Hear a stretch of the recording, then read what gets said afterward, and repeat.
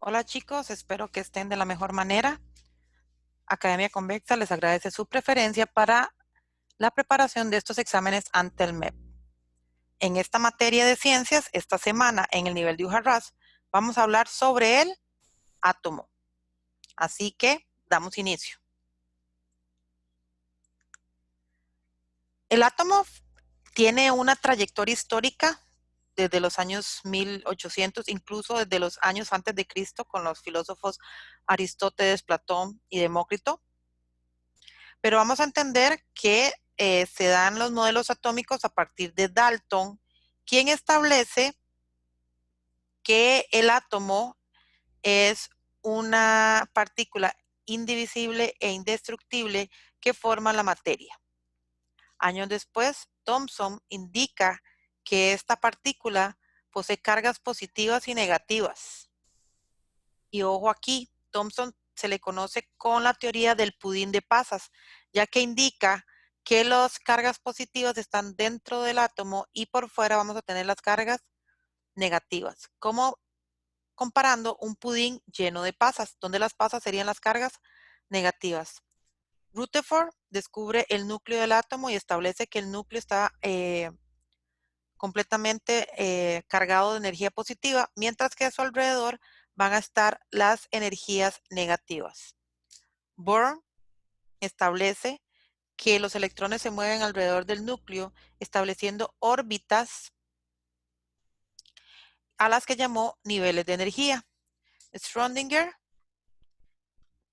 establece que sí hay niveles de energía, pero que las ondas que se establecen por el movimiento de los electrones no son circulares, sino que son ondulatorias.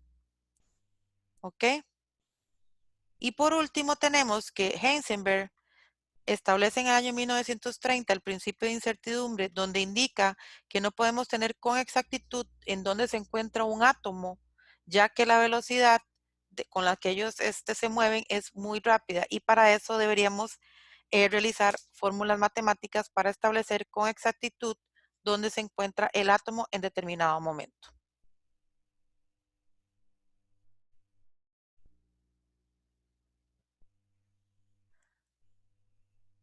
El átomo, vamos a entenderlo como la unidad de materia más pequeña que conserva su identidad y sus propiedades. Repito, químicamente el átomo va a ser la unidad de materia más pequeña que conserva su identidad y sus propiedades.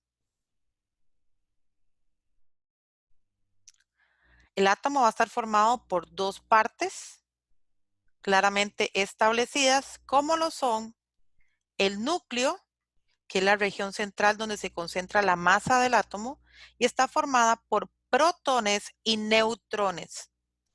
Por lo tanto, el núcleo va a tener una carga positiva.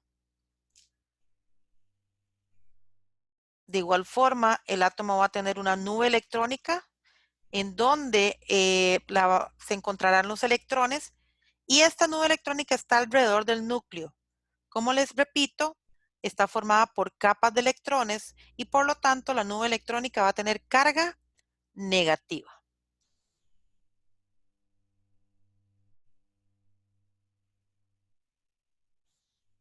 Las subpartículas que posee el átomo, como indicamos anteriormente, van a ser el electrón, que se encuentra en la nube electrónica y posee una carga negativa, el protón, que se encuentra en el núcleo, que va a poseer una carga positiva, y el neutrón, que está en el núcleo también, pero su carga es neutra.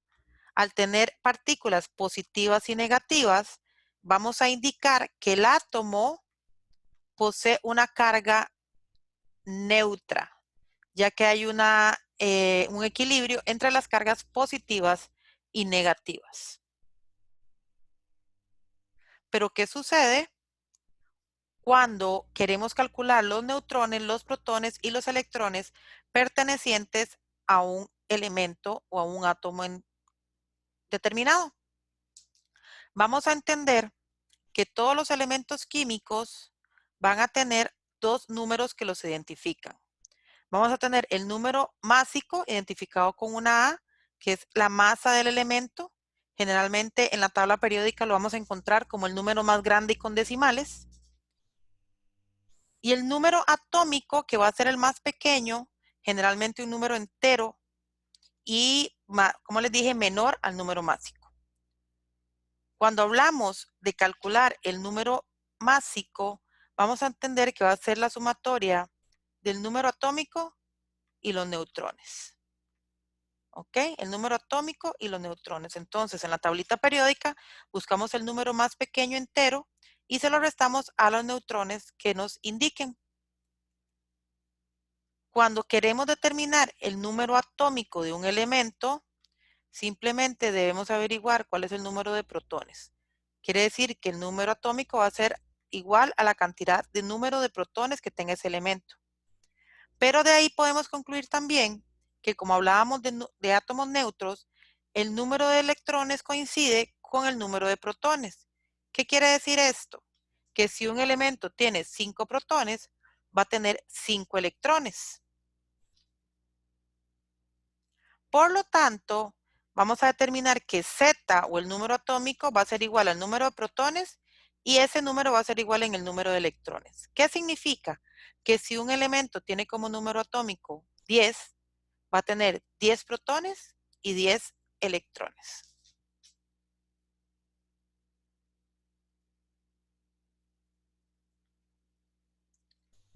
Pero ¿qué sucede cuando estos átomos neutros se cargan? Ok, significa que el átomo se ionizó.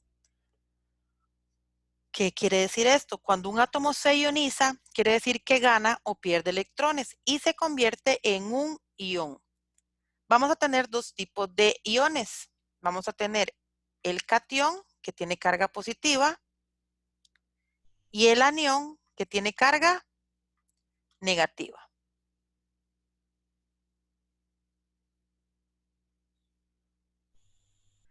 Entonces, ¿cómo diferencio yo un anión de un catión? Entonces, vamos a reiterar que un ion son átomos cargados eléctricamente y que van a existir dos tipos. El primero se llama catión, que son átomos que se le fueron electrones.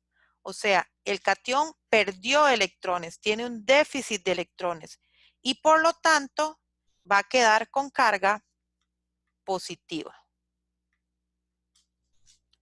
Repito, cuando un átomo pierde o tiene un déficit de electrones, se llama catión y va a tener carga positiva.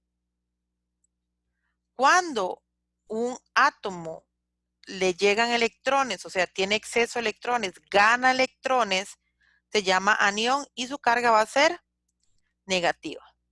Repito, un anión es cuando un átomo gana electrones, tiene un exceso de electrones y por lo tanto su carga va a ser negativa.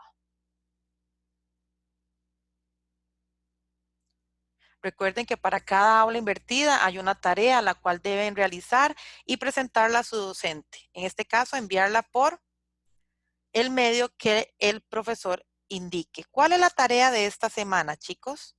Recuerde que deben realizarlas en fichas. Número 1, explicar la definición de átomo. Número 2, mencionar las partes del átomo y sus respectivas partículas. Número 3, escribir las fórmulas para determinar protones, neutrones y electrones. Número 4, explicar el concepto de iones. Y número 5, explicar la diferencia entre un anión y un catión. Si la vida les pone obstáculos, chicos, su misión es superarlos y salir adelante. Recuerden realizar el aula invertida y ver el video, que es requisito para que puedan acceder a la próxima clase. Nos oímos la próxima semana en una nueva aula invertida. Chao, cuídense.